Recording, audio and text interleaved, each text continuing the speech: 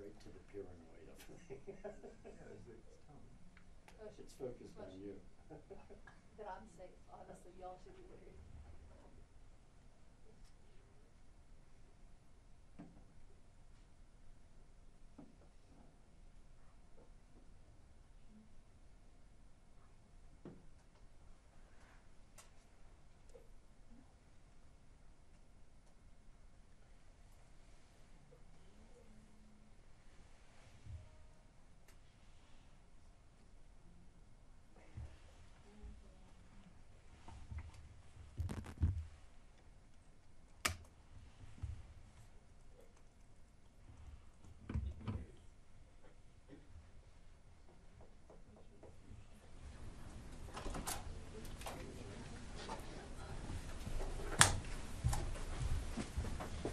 All right, good afternoon, everyone. Just a few things to pass along at the top, and then I'll get right to your questions.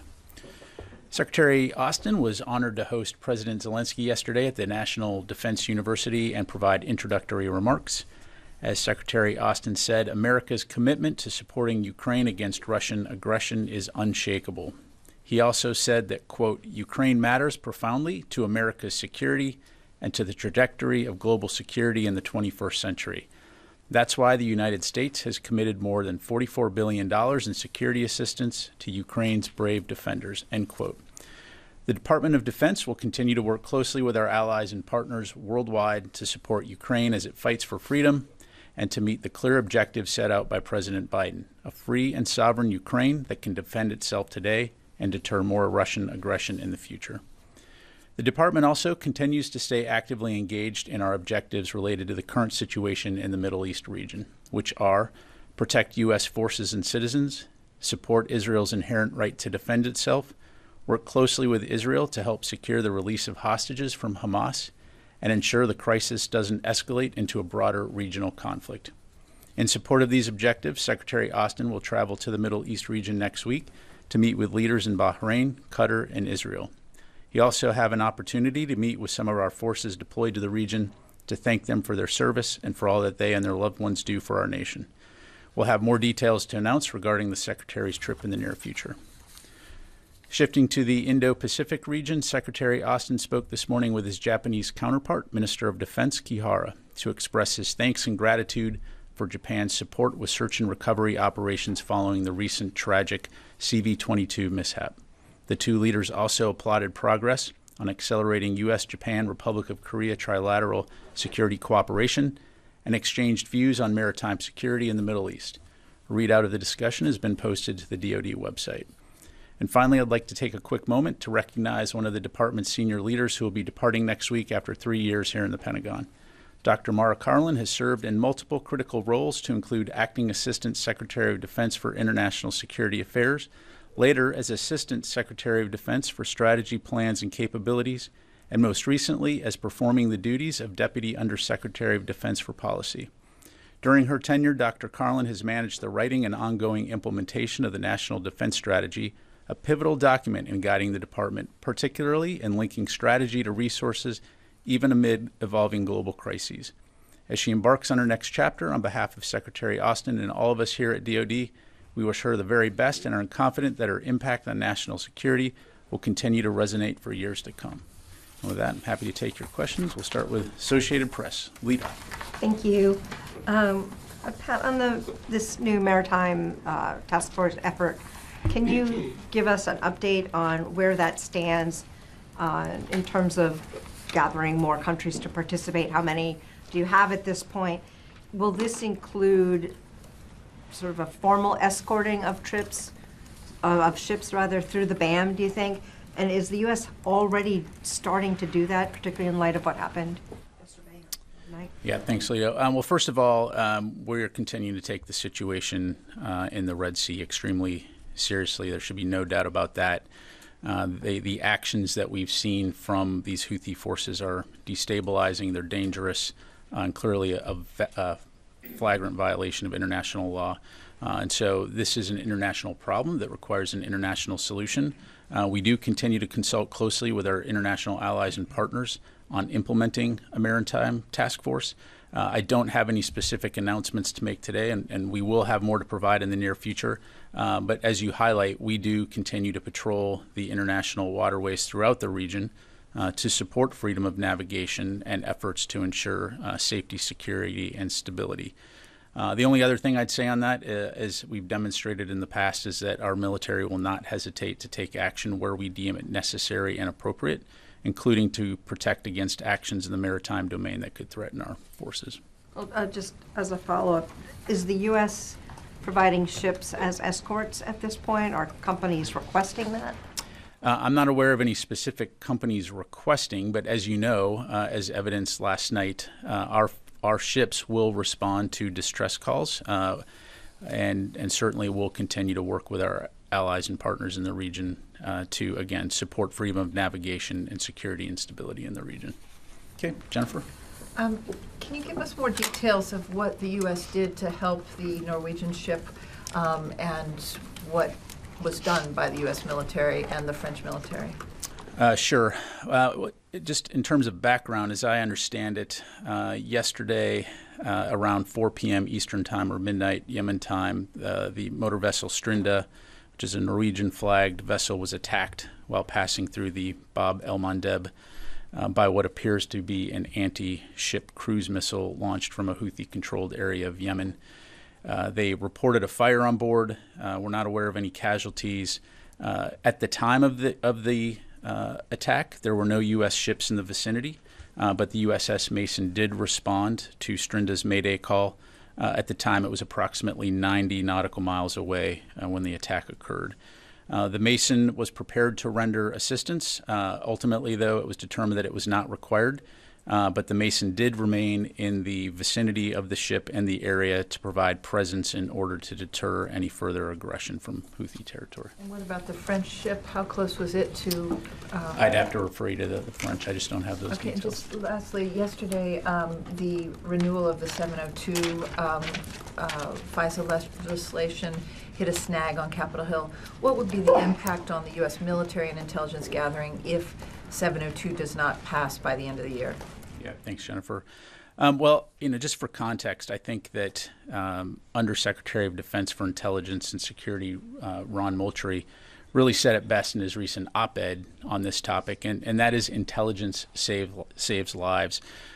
Section 702 of the Foreign Intelligence Surveillance Act, or FISA, allows us to collect vital intelligence, importantly under federal court supervision, of non-U.S. persons who are located abroad who use U.S. communication services and whose communications are assessed by our intelligence community to have foreign intelligence value. Every single day, that capability, that authorization enables intelligence reports, which contributes to protecting U.S. service members and enabling mission success.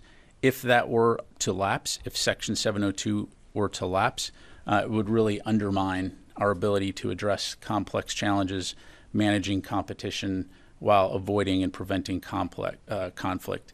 Our ability to work with allies and partners, for example, to support Ukraine's defense would be downgraded. Our service members would be at greater risk, and our country will be more vulnerable due to our inability to determine or assess emerging threats.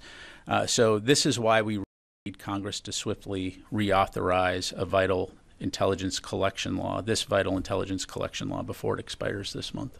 Thank you very much. Megan. Can we get an update on the attacks on U.S. troops in Iraq and Syria and the injuries that have come from those?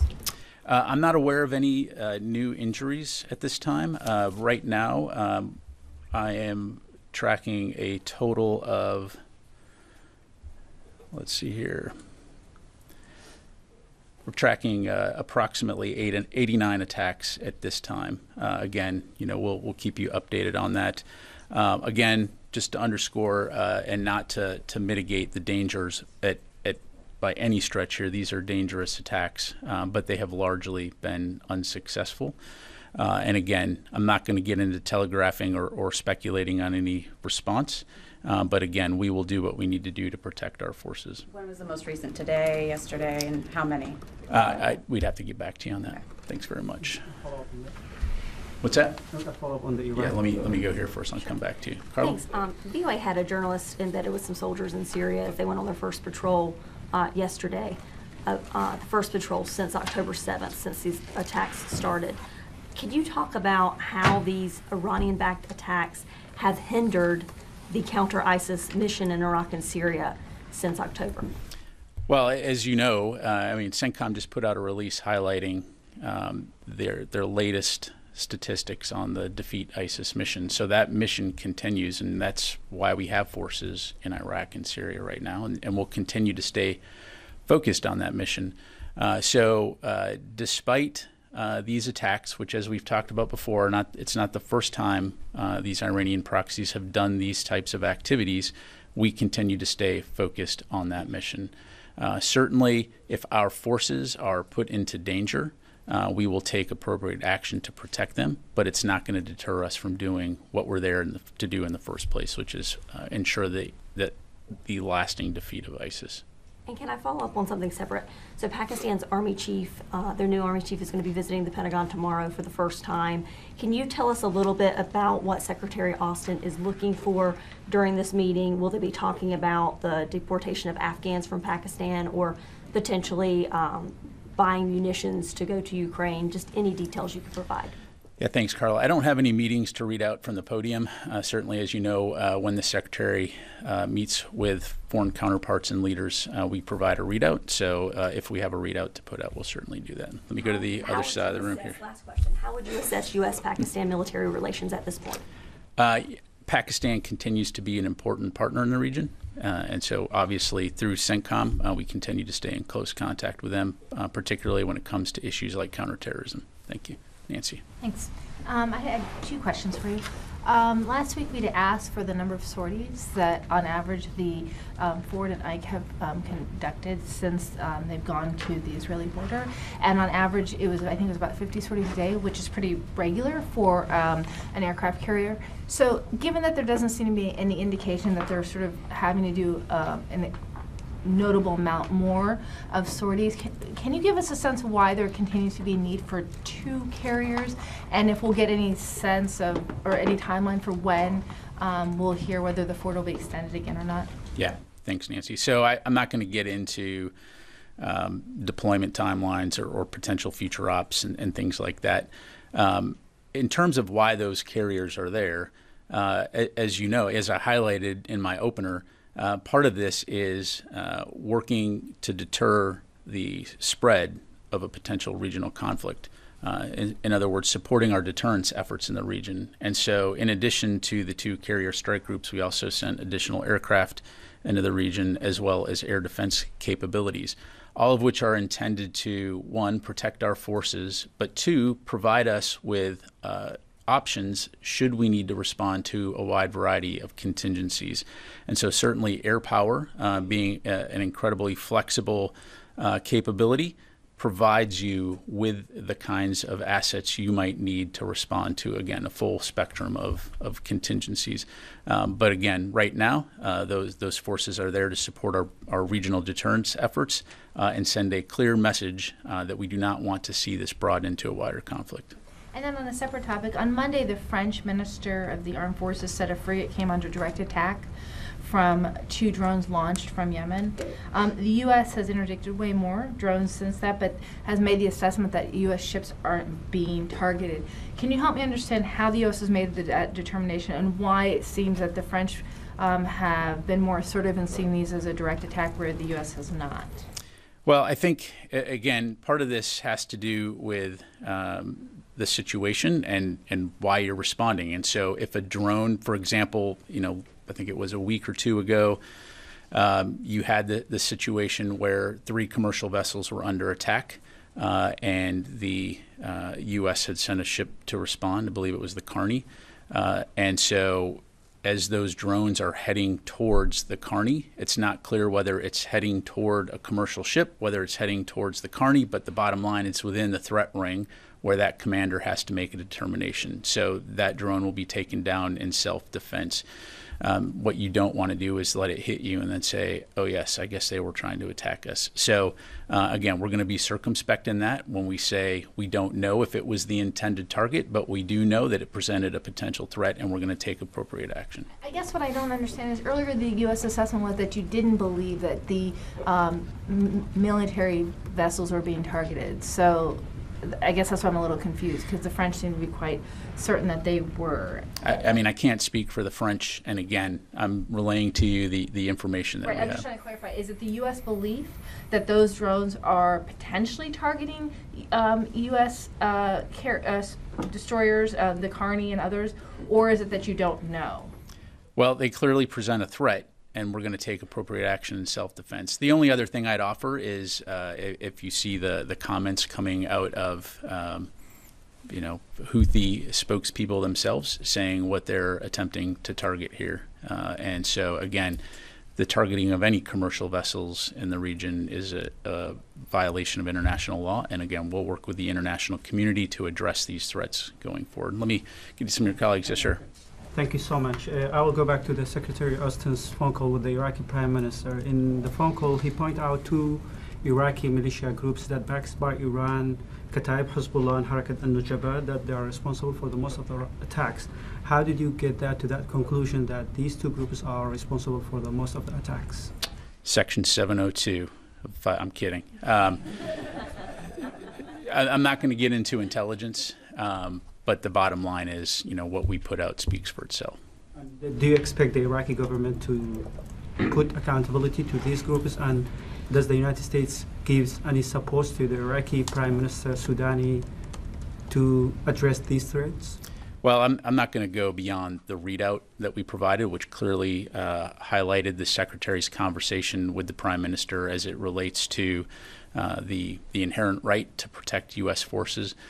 And look, Iraq is an important partner to the United States. We're obviously there. We have a force presence in Iraq at the invitation of the government of Iraq to help their forces as they continue to work for the lasting defeat of ISIS. And so, again, that will continue to be our focus. But we do very much appreciate the Iraqi security forces and the assistance that they have provided when it comes to addressing these threats, and we'll continue to stay in close coordination and communication with the Iraqi government. But at the end of the day, if our forces are threatened, we will not hesitate to take action to ensure that they remain safe. And then my last question, do you believe that You guys are like multi-question folks today. Last question, I promise. Do you believe that the Iraqi government could do that? Because since the very beginning of these attacks, you are requesting the Iraqi government to stop these attacks, but it hasn't happened.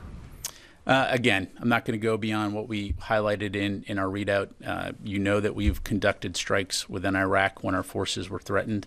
And look, our focus there is on the Defeat ISIS mission. You have these groups that are attempting to exploit the situation in the Middle East right now to work towards their broader strategic goal of expelling the United States from Iraq and Syria. But we do not want to see a return of ISIS, and we'll continue to work closely with the Iraqi government and others to ensure that doesn't happen. Let me go to Joseph here. And then just on that similar topic, in March, I believe, General Carrillo was testifying on the Hill, and he said there had been around 78 attacks on U.S. troops since, I think it was January of 2021, until January of this year. That's 2 years. And then just from October 17th until today, we have somewhere around 90 attacks. You guys have previously more or less said that these attacks are not linked to what's going on in Gaza. You also said at the top the U.S. is trying to contain this conflict to Gaza. Is it still the department's assessment that what's happening in Gaza is not linked to these attacks on U.S. troops? And secondly, is it the department's assessment that deterrence is working when we've seen the number of attacks in, 2 months more than what we had seen in 2 years? Yeah, well, again, our focus, as I outline those objectives, is to prevent the situation, the conflict between Israel and Hamas from broadening into a regional conflict. And so, no, we don't assess that has happened. It has been contained to Israel fighting Hamas in Gaza, and that will continue to be a focus. We've talked about this before. the situation in Iraq and Syria, why our forces are there, and the fact that you have Iranian proxy groups who are being encouraged by Iran to, again, exploit this situation to their advantage in order to meet the strategic aim of expelling U.S. forces from that region, which, again, oh, by the way, are there at the invitation of the government of Iraq. And so, we're going to continue to stay focused on that mission. We're going to continue to do what we need to do to protect our forces. And I'll just leave it at that. Just secondly, if I can follow up on the task force that's being discussed. I know you don't have anything to read out, but we reported earlier today that there's the U.S. is in talk with 12 nations about this task force. Can you confirm that? And then also, can you elaborate at all on the Secretary's conversations next week on his trip? Does he plan to ask at least Qatar and Bahrain to join that? Yeah, thanks, Joseph. So right now, no. Again, I have more information in the near future as it relates to our efforts to work multilaterally in terms of the Red Sea region. And as far as the trip goes, again, we'll have more information in the future. All right, let me go back over to here. Laura. Thank you. Last month, President Biden and President Xi promised that they would resume military communications. I'm wondering if you could tell us when that's going to happen. So I don't have any specific calls or meetings to announce right now. We have been working closely with our defense attaché office, and our policy team's been in active coordination with Beijing in order to arrange communication. But again, nothing to announce at this point in time. We have underscored many times the importance of ensuring that senior leader level communication continues to mitigate potential risk and prevent miscalculation, and so we'll continue to stay very focused on that. I know that Secretary Austin doesn't have a Chinese counterpart right now. Have they offered someone to speak in his place? Again, right now we're reaching out. Don't have anything to announce at this time. So thank you very much, Janie. Thank you, General. Congratulations on your promotion. Thank you. Getting 2-star. The 2024 National Defense Authorization Act says that the U.S. troops stationed in South Korea will be maintained at the current level. Does this include troops deployed for joint exercise? Thanks, Jenny. So as you know, right now, we have approximately 28,500 U.S. forces assigned in the Republic of Korea. In terms of forces coming in for exercises, that is a variable number that depends on the size of the exercise, the number of requirements and things like that. So that won't change. So the bottom line is, when it says force levels will be preserved, I take that at face value. Obviously, I'm not going to talk about pending legislation, but exercise numbers can fluctuate, again, just depending on the requirement. Ukraine. Do you think military cooperation between North Korea and Russia will lead Putin's war in Ukraine to victory? You're asking. Look, Janie, we are singularly focused on working with the international community to ensure that Ukraine has what it needs to be successful on the battlefield, both in the short term and in the long term, in terms of deterring future aggression from Russia. So I'll just leave it at that. Ro. Thank you. I have two questions on the Secretary's calls with the Japanese Defense Minister. First, on the Osprey crash, I wonder if the Secretary shared the progress on the investigation into the crash with the Japanese Defense Minister, because Pentagon said that investigation will be transparent. Yeah, again, I'm not going to have anything to provide beyond what's in the readout. As you highlight, broadly speaking, yes, the Department of Defense will continue to work closely with our Japanese allies to share information as it relates to the investigation, and as appropriate. Yeah, secondly, the Secretary also discussed maritime security in Red Sea. So does the Pentagon hope that the Indo-Pacific countries, including Japan, will join a maritime task force in Red Sea, because what's going on in this critical waterway matters to the economy in the Indo-Pacific region? Well, again, I'm not going to speak right now for any individual countries. As I highlighted, this is an international problem that requires an international solution. So we are engaged with many different nations to discuss this challenge, and as I mentioned, may have more future in the days ahead. And I better go to the phone, or else I'm going to get in trouble here. Let's go to Jeff Shogel, Task and Purpose. Thank you. What evidence does the Defense Department have that if Vladimir Putin wins in Ukraine, that he might target Latvia, Lithuania, and Estonia, all of which are protected under Article 5 of NATO?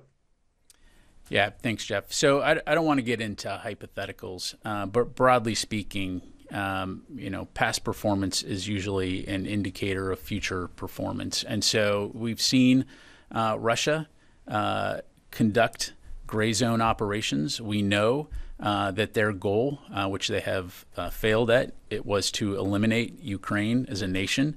And so the concern here is, yes, if Putin were allowed to win, Russia won't stop. They will move on to other countries and attempt to either invade or destabilize. And so this does put us in a situation where NATO could be threatened, and U.S. Requirements and commitments under Article 5 would be something that we would obviously take very seriously. So again, this is why Ukraine matters. It's not just about Ukraine. It's about international security, not only in Europe, but also globally. Thank you. Let me go to Reuters. Phil.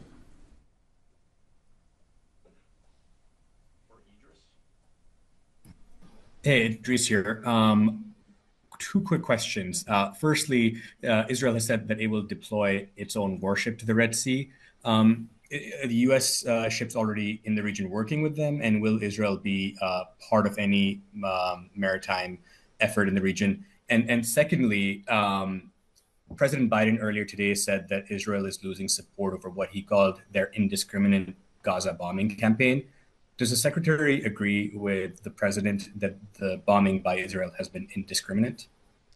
Thanks, Idris. So I don't have anything to announce regarding Israel. I'd refer you to them to talk about their own operations in the Red Sea region. And look, Secretary Austin's comments at Reagan were very clear when it comes to two things. One, that our support for Israel's inherent right to defend itself is ironclad. And number two, that we will continue to expect Israel to conduct its operations in accordance with the law of armed conflict, highlighting that not only does Israel have a moral obligation to protect civilians, but it's also a strategic imperative. Thank you. Come back in the room for a few more here. Matt. Thanks, Pat. Today, Reuters reported that a declassified U.S. intelligence report determined that Russia has lost some 315,000 troops, either to injury or death, total casualties, and also that its losses in personnel and vehicles has set its military modernization efforts back by some 18 years. Are you able to confirm any parts of that report, or do you have your own estimates for casualties on either side of the conflict? Yeah, thanks, Matt. I don't have anything to provide on those reports, nor do I have numbers to provide on casualties. But I will take it as an opportunity to highlight the fact, again, the strategic failure of Russia when it comes to the objectives that it had set for itself in Ukraine, and the fact that it has cost thousands and thousands of lives on both sides needlessly, which is why, again, we will continue to work very closely with Ukraine to ensure that they have what they need to defend their people and protect their sovereign territory. So I'll just leave it there. Thank you. Dan. Thanks, General. Wanted to follow up on the individuals that appeared to be responsible for the hijacking some days ago that you said appeared to be Somali. Can you give us an update on where they are, if they're still detained underway with the U.S. Navy, if you've clarified where they're from, and just where they are now? Sure. They are Somali. They are still aboard the USS Mason while we continue to work with the Department of Justice on next steps. So as we have more information to provide, we will do that. do you believe them to be working in any kind of way with the Houthis, or was this just a coincidence at a time when there's a lot of Houthi operations? Yeah, I don't have any further information to pass along, Dan, and as we get updates, we'll be sure to pass them along. All right. Yes, sir. Get 1 second. Yes, sir. Thank you very much. You just said that Secretary Austin made it clear that the United States is expecting Israel to be careful in its bombing campaign in Gaza when it comes to civilian casualties. What if the Netanyahu government or the IDF continue to indiscriminately attack civilians in Gaza and continue to use the white phosphorus like it did in southern Lebanon? What steps will the United States government will take? Again, look, we have been very clear with our Israeli partners that we have the expectation that they will conduct their operations in accordance with the law of armed conflict. It is the importance of taking civilian safety into account has come up in every single conversation that Secretary Austin has had with his counterpart, and that continues to happen at multiple levels. And again, look, we understand that Israel is fighting to defend its people from a terrorist threat in the form of Hamas that brutally attacked the people of Israel on October 7th. We also understand that they are an extremely difficult fight in an extremely dense urban terrain where the enemy has intertwined themselves among the civilian population and are using them as human shields. So again, we understand that, and we will continue to support Israel in their efforts to defend their people and defend their country. But we will also continue to talk to them about the importance of mitigating civilian casualties and the importance of ensuring that civilian aid is provided to the people of Gaza. Let me go back to the phone here, and then we'll do one more in the room. Heather from USNI.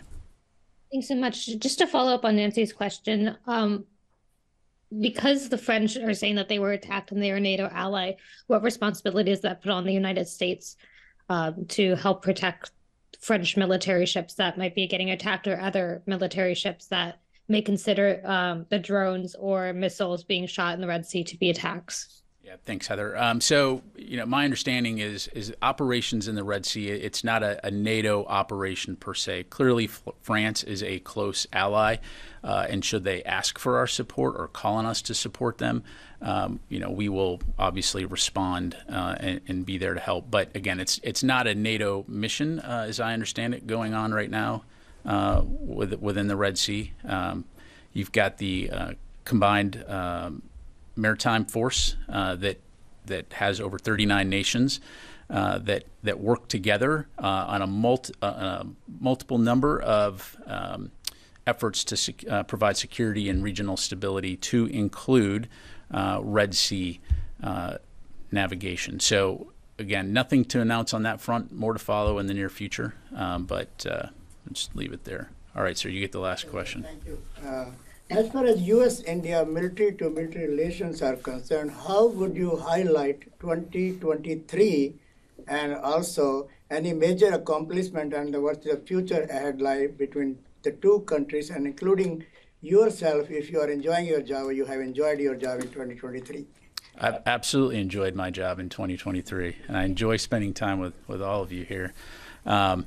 But in terms of the relationship between the United States and India, with obvious focus on the Department of Defense, I think it's been a very good year. I think we've made great progress in terms of further bolstering our relationship and our cooperation.